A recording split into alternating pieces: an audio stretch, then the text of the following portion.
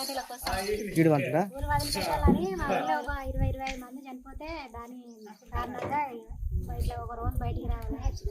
అదే గారు అదే ఒక రోజు వదిలిపెట్టండి, సాయంత్రం అంటే ఇంతటితోనే కొంచెం రోజులు మంచిగా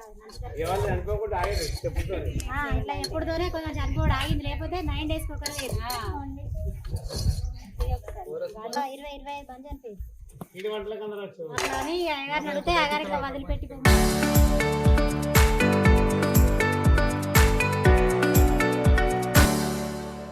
ఊళ్ళో అందరూ ఒక నెల రోజుల నుంచి అడుగుతున్నారు. ఒక 20-25 మంది చనిపోయారు కదా, దాని గురించి ఊళ్ళో అందరూ గ్రామస్తులు అందరూ అడుగుతారు, ఏం సంగతి మరి ఊళ్ళో ఇంతమంది చనిపోతున్నారు, యాక్సిడెంట్లు బాగా అవుతాయి మన పరిధిలో, మా గ్రామం పరిధిలోనే.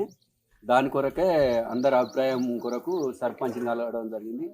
సర్పంచ్ సుత మరి అందరి అభిప్రాయం తీసుకున్నాక ఏదో ఒక నిర్ణయం తీసుకుందామని ఆ నిర్ణయం ప్రకారంగా బ్రాహ్మణ్ణి పిలిపించి నిర్ణయించారు. పలాంటి డేట్ రోజు మంచిగా ఉంటుంది, మీరు పోవాలి ఆ రోజు వరకు అని అన్నవాళ్ళు. ఒక రోజు ముందు అనౌన్స్ చేసిన ఊరంతా, ఎందుకంటే ముందు ఏది జరుగునో ఏం పోనో ఎవరికి తెలియదు కదా. దాని కొరకే ఒకరోజు ముందు అనౌన్స్ చేసి దాని ప్రకారంగా అందరూ వచ్చి వాళ్ళ వంటలు బయటకు వచ్చి వంటలు చేసుకుంటే సమస్య ఊరంతా అభిప్రాయంతో అందరం వచ్చి వంటలు చేసుకొని తిని పోతాను.